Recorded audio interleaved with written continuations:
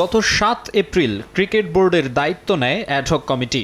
অনানুষ্ঠানিকভাবে গণমাধ্যম কর্মীদের সভাপতি তামিম ইকবাল জানিয়েছিলেন, জুনের দ্বিতীয় সপ্তাহের মধ্যেই নির্বাচন আয়োজন করতে চান। জেলা ও বিভাগীয় ক্রীড়া সংস্থার কমিটি গঠন সহ সবকিছু সম্পন্ন করে এই সময়ের মধ্যে নির্বাচন আয়োজন বেশ কঠিনই মনে হচ্ছিল। তবে ভোটের তারিখ চূড়ান্ত করতে না পারলেও সে সময়টা মাথায় রেখেই নির্বাচনী প্রক্রিয়া এগিয়ে নিচ্ছে বিসিবি। গেল ৫ মে বোর্ডের তৃতীয় সভার পর জানানো হয়, শিগগিরই গঠন করা হবে নির্বাচন কমিশন, যেখানে এনএসসির একজন প্রতিনিধির পাশাপাশি থাকবেন বিসিবি মনোনীত দুজন। ওই সভার সপ্তাহখানেক পর নির্বাচন কমিশন গঠন করল অ্যাডহক কমিটি।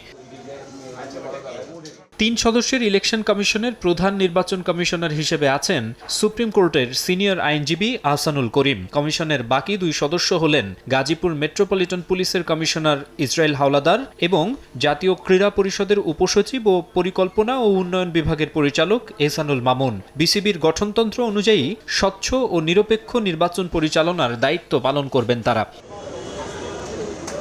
গত বছর অক্টোবরে অনুষ্ঠিত হয় ক্রিকেট বোর্ডের পরিচালনা পর্ষদের নির্বাচন। নির্বাচিত ২৫ পরিচালকের ভোটে সভাপতি হিসেবে দায়িত্ব নেন আমিনুল ইসলাম বুলবুল। তবে নানা কারণে ওই নির্বাচন ছিল প্রশ্নবিদ্ধ।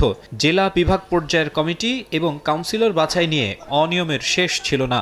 রাতের ভোটের মতো অভিযোগও রয়েছে। সে কারণে জাতীয় নির্বাচনের পর আমিনুল হক যুব ও ক্রীড়া মন্ত্রণালয়ের প্রতিমন্ত্রী হিসেবে দায়িত্ব নিলে ওই বোর্ড ভেঙে দেয় জাতীয় ক্রীড়া পরিষদ। এরপরই তামিম ইকবালকে সভাপতি করে ১১ সদস্যের অ্যাডহক কমিটি গঠন করা হয়। নিয়ম অনুযায়ী ৩ মাসের মধ্যে নির্বাচন আয়োজন করতে হবে ওই কমিটিকে। এরই মধ্যে ১৯২ কাউন্সিলরের জন্য অ্যাসোসিয়েশন, ক্লাব ও সংস্থাগুলো চূড়ান্ত করেছে বিসিবি। ৩ ক্যাটাগরিতে মনোনীত কাউন্সিলর তালিকা চেয়ে চিঠিও দেওয়ার কথা, যা বোর্ডের কাছে পাঠাতে হবে ১৬ মের মধ্যে। মাকসুম আলম খান, সময় সংবাদ, ঢাকা।